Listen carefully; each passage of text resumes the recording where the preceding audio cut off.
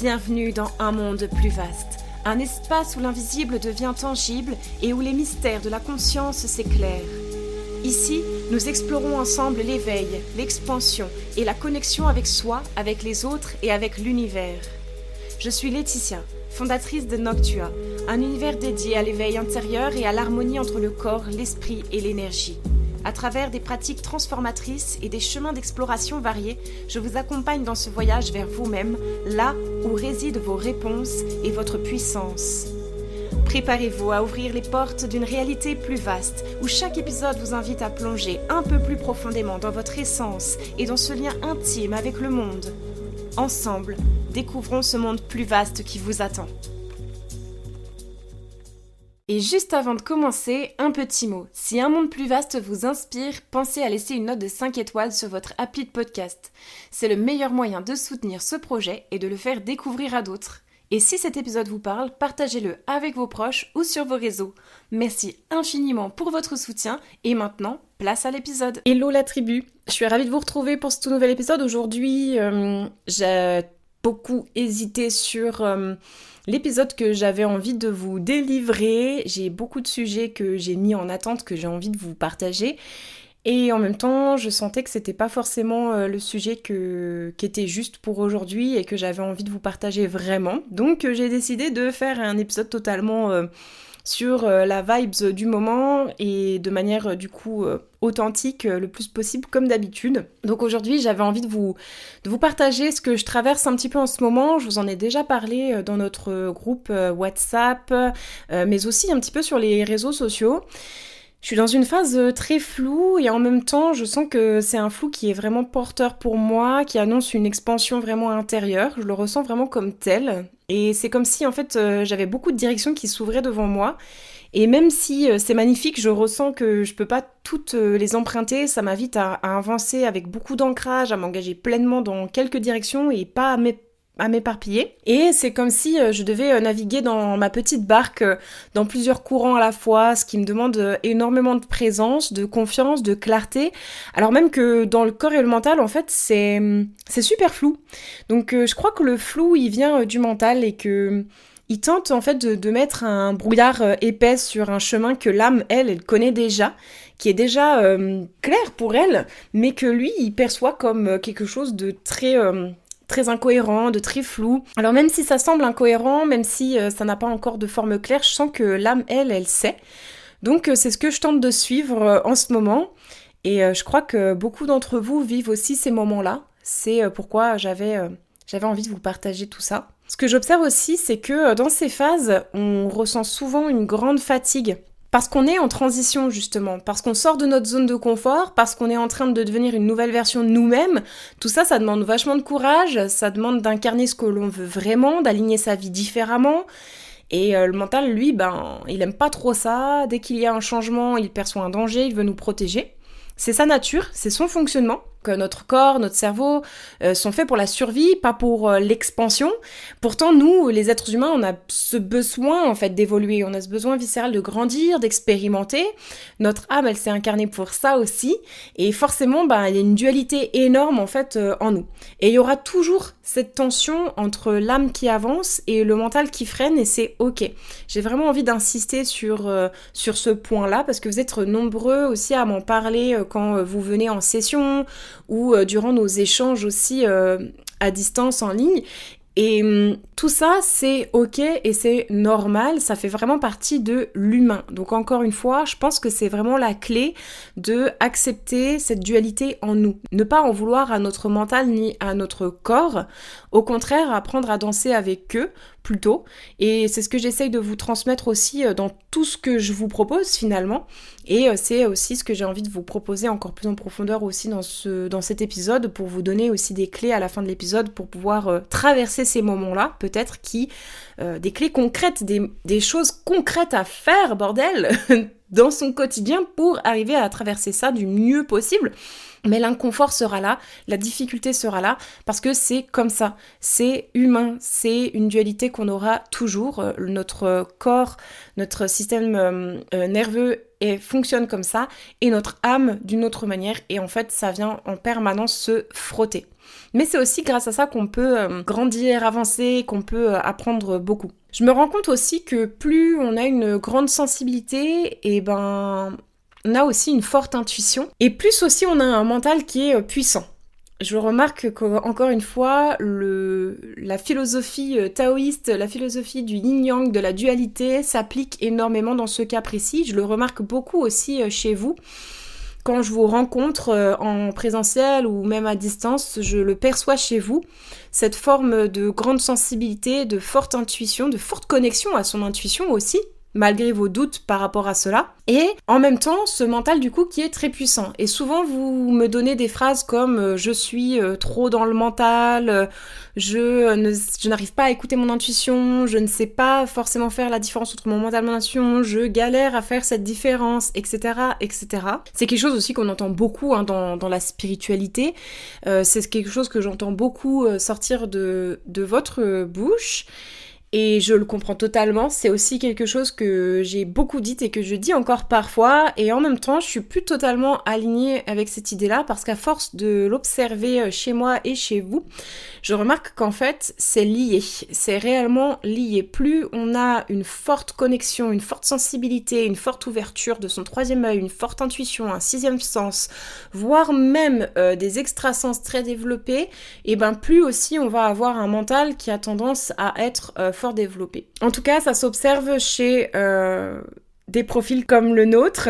Et j'avais envie de vous dire, de vous passer ce message que c'est ok, que c'est normal et que vous n'êtes pas anormal, que vous êtes sur le bon chemin malgré tout et que vous avez juste un fonctionnement qui est différent, peut-être, par rapport à d'autres personnes de votre entourage auxquelles vous vous comparez peut-être, etc. Ou simplement vous vous sentez submergé aussi par ça et vous savez pas trop comment faire parce que, encore une fois, en fait, on nous l'a pas appris. Moi, c'est pas du tout quelque chose qu'on m'a appris, bien au contraire. On m'a même appris à faire l'inverse. J'ai beaucoup appris à m'adapter, à fermer aussi cette sensibilité en croyant que c'était pas adapté. Et en définitive, c'est en reprenant contact avec mon corps, en m'ancrant, en reprenant contact aussi avec mon énergie, avec mon âme, et avec tout ce monde intérieur, et en faisant aussi une introspection sur comment mon monde extérieur se manifestait par rapport à ce monde intérieur, comment je réagissais aux situations, comment les autres réagissaient, enfin bref, un gros travail aussi introspectif, fait que j'ai commencé à comprendre mon fonctionnement, à l'accepter surtout, et du coup à avancer avec. C'est un peu ce que j'ai envie de vous délivrer aussi dans cet épisode, et puis peut-être dans d'autres, et puis dans la suite aussi de nos accompagnements ensemble. Parce que j'ai envie de vous dire que votre intuition, elle est là, elle est bien vivante, et que c'est justement pour ça que votre mental essaye de suivre parfois maladroitement. C'est comme cette lumière et cette ombre que je vous parle souvent, ce yin, ce yang, le blanc, le noir, le bien, le mal. Il y a tout le temps les deux dualités extrêmes, et plus il y a d'intuition, plus il y a de mental selon moi. Donc ce n'est pas un problème en fait à résoudre en soi, c'est plus un équilibre à cultiver. Donc maintenant, revenons à ces phases d'expansion, de contraction. Donc forcément, quand il y a des phases où on est dans l'expansion, tout est fluide, tout paraît clair, aligné, on sait où on veut aller, dans la direction où on veut aller, etc. Et puis il y a des phases où on se contracte et où on revient à l'intérieur, où tout devient flou. Parfois même, ça se passe dans une seule et même journée. On peut passer de l'un à l'autre, un moment d'élan, puis un moment d'effondrement, c'est vraiment naturel, ce sont des cycles, c'est pas linéaire, c'est pas forcément, pendant des mois et des mois, je suis en profonde introspection, puis ensuite je suis en profonde expansion pendant les autres mois, etc. Ça peut vraiment se produire sur une année, ça peut se produire sur des mois, des semaines, ça peut se produire sur des journées. Et c'est précisément dans ces moments de flou qu'on est en train de grandir et que je suis en ce moment et que j'avais envie de vous partager en mode backstage, en mode vue de l'intérieur directement.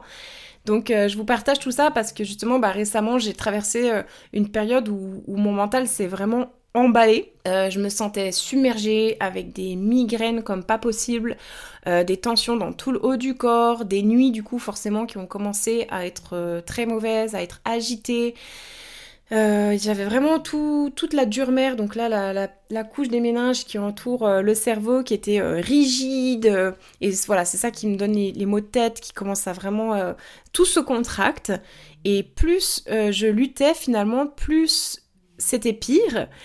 Donc ce que j'ai fait, c'est aussi ce que je vous invite à faire, c'est de revenir au corps dans ces moments-là. Parce que juste penser que, entre guillemets, ça va aller, ne suffit pas. Tout ce qui est affirmation positive, c'est bien, mais parfois, c'est pas forcément suffisant pour calmer un corps en détresse.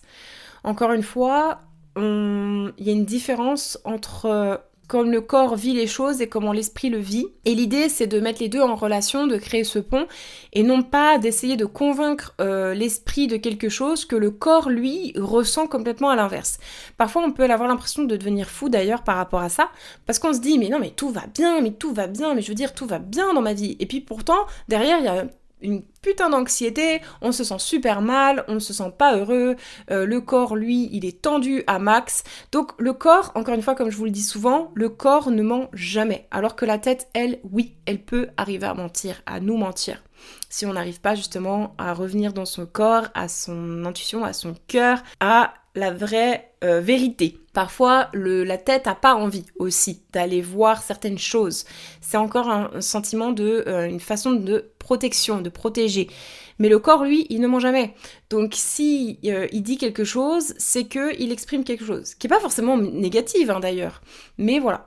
Par exemple, en ce moment, je ressens énormément de fatigue. Je pourrais me dire que c'est un message négatif. Ça ne l'est pas forcément, c'est juste une information, c'est un message. Il faut apprendre à décoder son corps, il faut apprendre à décoder cette carte qui, pour chacun, peut prendre aussi des formes légèrement différentes et subtiles, malgré qu'il y a quand même des grandes directions universelles. Voilà, quand tu as des maux de tête, quand même la plupart du temps, c'est que tu vas... être quelqu'un qui te prend la tête, qui te met beaucoup de pression, donc hop, pression dans le crâne, ou bien qui a justement ce mental qui s'enclenche parce que tu vas être dans les mécanismes inconscients de peur, de doute, tu vas venir te dévaloriser, etc. Par exemple, les maux de ventre vont en dire long pour... une personne qui refoule peut-être de la colère, alors ça va dépendre de la zone du ventre, mais voilà, il y a un peu des lignes universelles pour tout le monde, mais le message va quand même avoir de la subtilité, et c'est là toute la difficulté aussi, c'est d'apprendre à s'explorer, à s'écouter pour pouvoir trouver sa vérité, pour trouver ce qui fait sens, et ce qui nous permet d'avancer à nous, et pas rentrer dans des généralités qui en fait nous font encore plus cogiter à ce que l'on pourrait potentiellement avoir comme symptômes et comme direction et résolution, alors qu'en réalité on est à côté de la plaque, encore une fois, on est un peu dans le déni, quoi. Donc c'est de revenir à votre corps, vraiment à vous. Je vais vous partager ce que moi j'ai un peu mis en place ces derniers jours, ces dernières semaines pour pouvoir m'aider.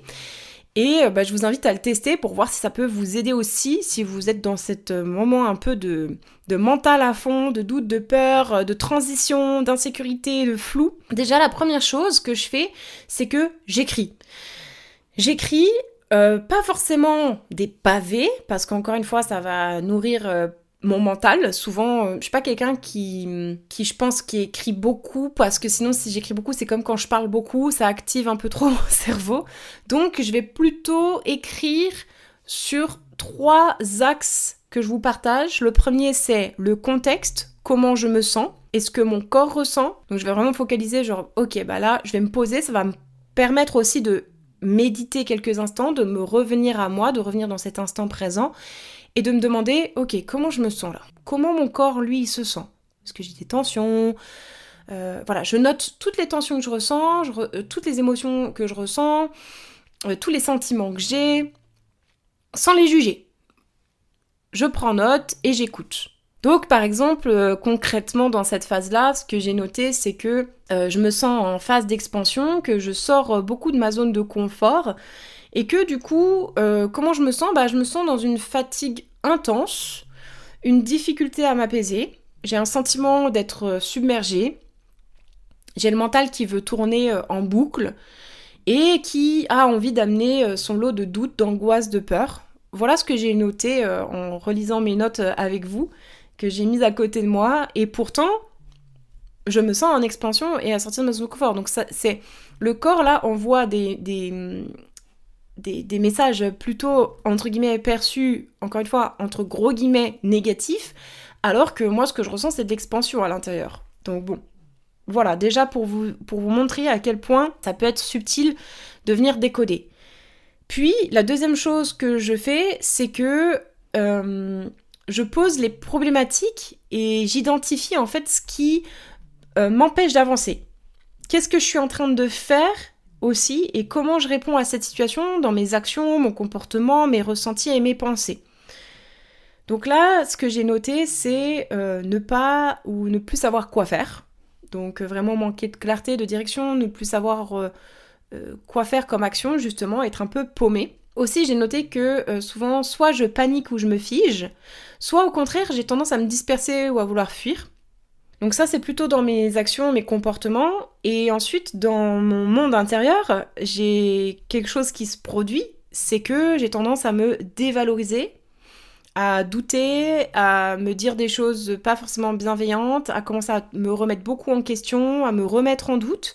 Et ça amène une baisse de confiance. Et ensuite, ça amène aussi une baisse de motivation et une envie d'abandon.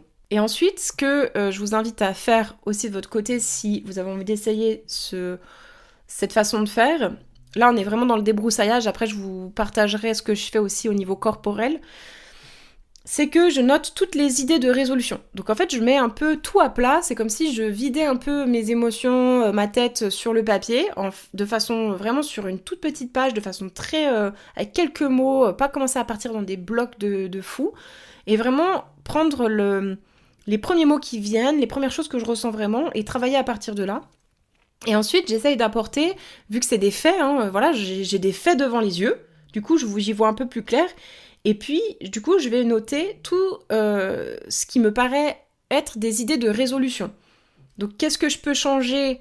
Est-ce que je peux changer d'abord ce que je vis et comment ? Donc là je liste comment. Puis-je me soutenir d'une meilleure manière durant cette étape ? Parce que là, on parle vraiment de soutien, de venir se soutenir son corps, puisque à la base, on est dans une transition, un vide intérieur pour aller dans de l'expansion. Toute phase de vide, de stress comme ça, précède toujours une grande expansion. Pas pour nous faire chier, c'est vraiment justement un passage. Et aussi, je liste de quoi mon corps a besoin pour se sentir en sécurité. Et ça, c'est très important.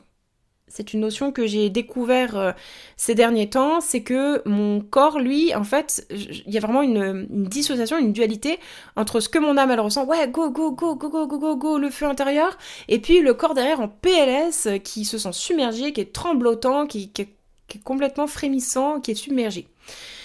Surtout quand on est très sensible et qu'on emmagasine beaucoup de choses en plus à côté, déjà de nous-mêmes, mais aussi des autres, enfin bref. Donc tout ça, ça va nous permettre de revenir dans cet ancrage dans notre corps.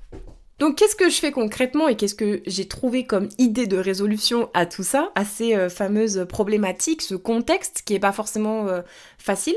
Déjà la première chose, avant même de partir dans du faire, c'est d'être. C'est d'être dans le être, c'est d'incarner, de vivre pleinement et donc d'accepter ce qui est en train de se faire, de ce qui est en train d'être traversé et donc de tout l'inconfort que c'est en train d'amener.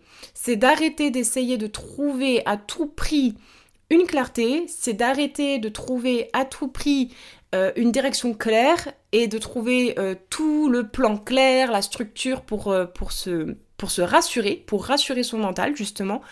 Et c'est d'accepter que, ok, c'est flou. Ok, ça marche, je sais pas où je vais. C'est vraiment de faire confiance, d'avoir une foi inébranlable en l'inconnu. La deuxième chose que j'ai remarqué dans ces moments-là, c'est de surtout pas s'arrêter. C'est de ni s'arrêter, ni accélérer. Ou accélérer, mais en conscience, en douceur. Typiquement, si je m'arrête, si je me fige en fait, quelque part, ça va amener cet état de figement. Je vais commencer à me sentir encore moins dans l'envie d'en faire, je vais commencer encore plus à être dans mon mental parce que je vais commencer à mettre de l'espace pour lui pour émerger. Alors que si je reste dans une forme d'action envers mes projets, même si je sais pas ce que je suis en train de totalement de faire et de délivrer et que je sais pas totalement où je vais, je suis dans un mouvement et j'accompagne. Je fais circuler l'énergie, tout comme là avec ce podcast aujourd'hui que j'ai décidé de vous faire. Et ben si j'étais restée toute la matinée dans ma tête, à ruminer, etc., j'aurais jamais fait cet épisode, j'aurais commencé à déprimer de ouf et j'aurais fini par ne rien faire de la journée et être encore plus déçue de moi, ne pas être fière et puis encore plus pas être au clair, encore plus être dans le flou. Donc j'ai décidé de prendre mon micro et de me dire ok du coup je me sens pas de parler en fait des autres sujets parce que je me sens floue en ce moment, donc ma tête manque de clarté.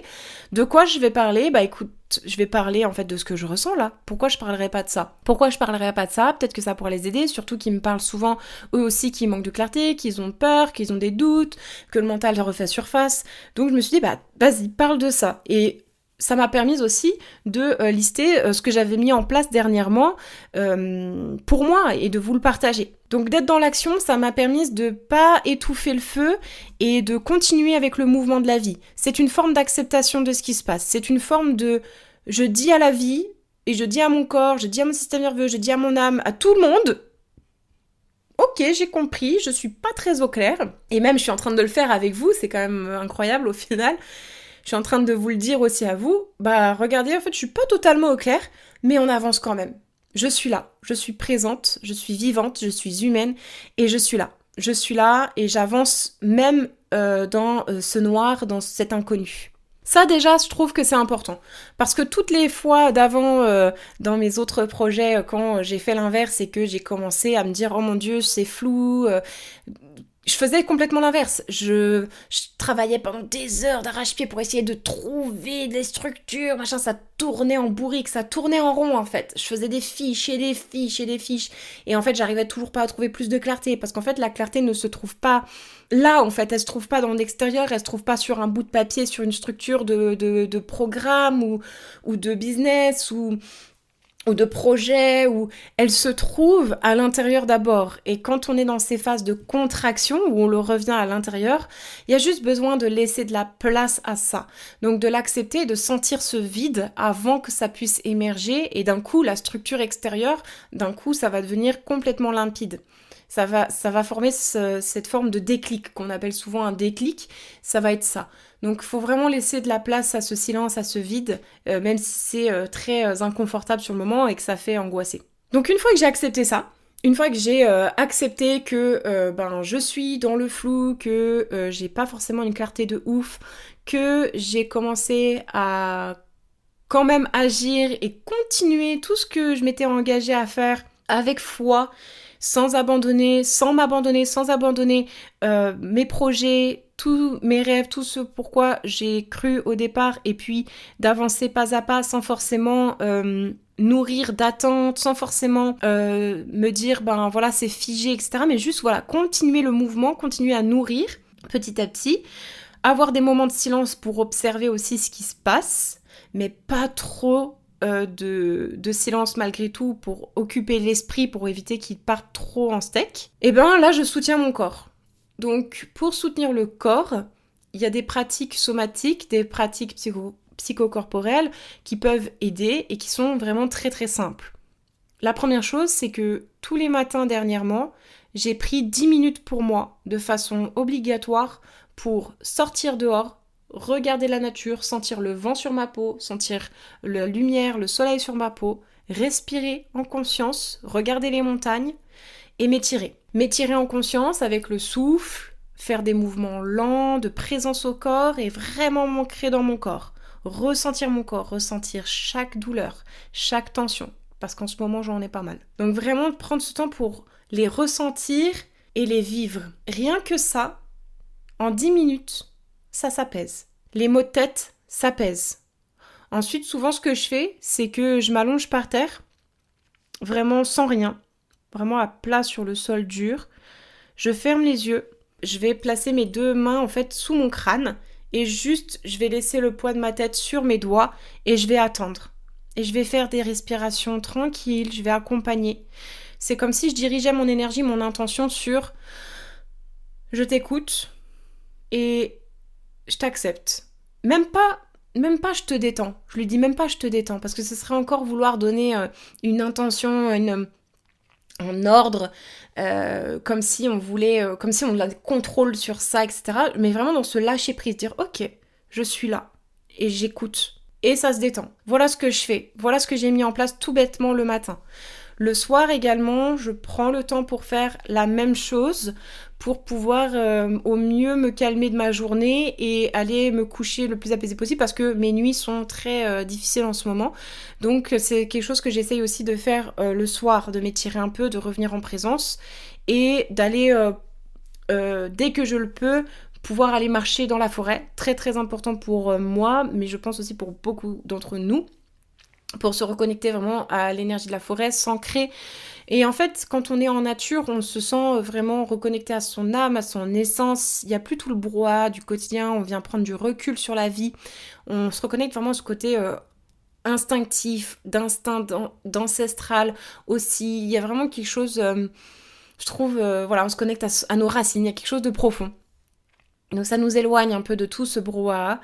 Donc ça permet de pouvoir se recentrer, revenir à soi, se réancrer aussi. Et puis sinon, dans ma façon aussi de travailler, j'ai pas mal adapté ces derniers temps pour aménager beaucoup plus de micro-pauses pour pouvoir encore une fois revenir à moi à chaque fois. Donc j'ai vraiment divisé, je divise vraiment les choses étape par micro-étapes même pour pouvoir faire une chose plus ensuite micro-pause. Une petite chose, une micro-pause, etc. Pour, en fait, à chaque fois, pareil, revenir dans mon corps.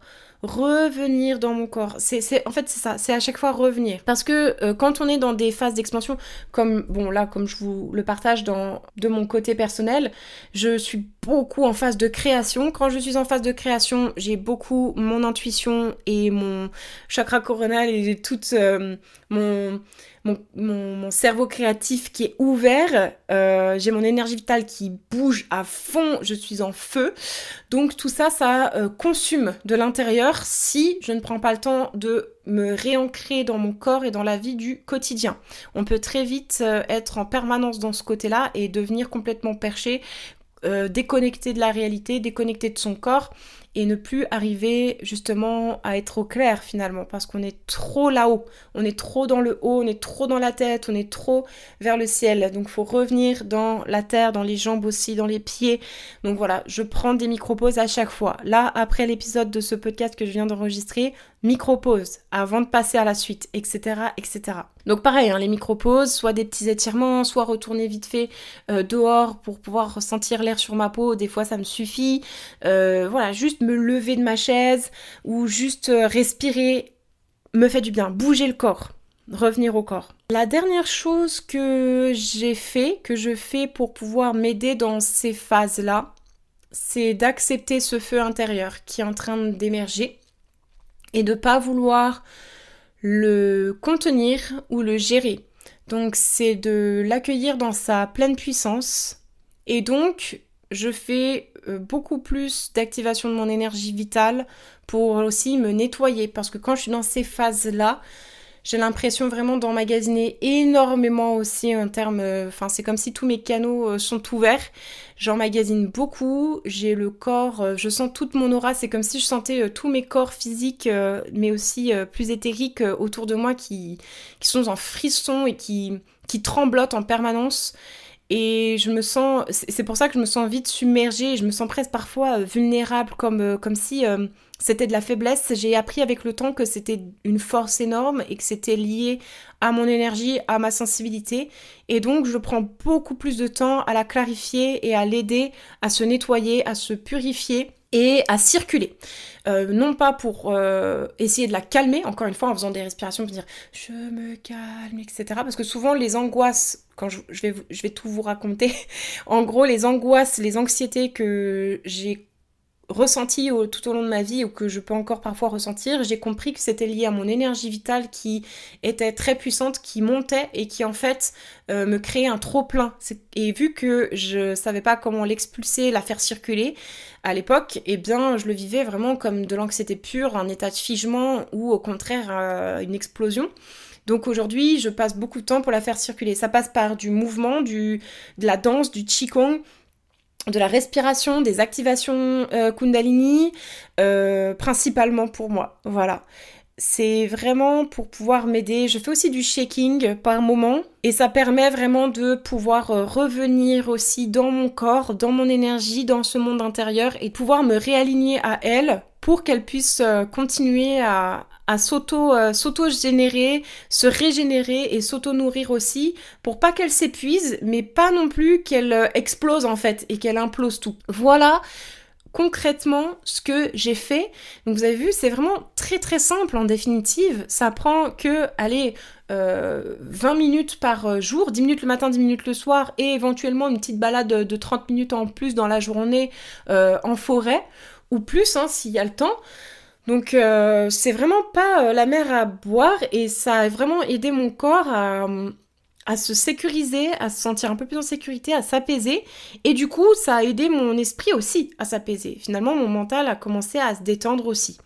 On communique au mental beaucoup plus facilement avec le corps que en lui disant « T'inquiète pas, tout va bien, ne t'en fais pas, tout va bien ». Plus on va dire ça, et plus limite il va être encore plus angoissé. Donc c'est mieux, je pense, de repartir dans le corps. Voilà. J'espère que ça vous aura apporté des clés, que ça vous aura peut-être aidé à y voir plus clair.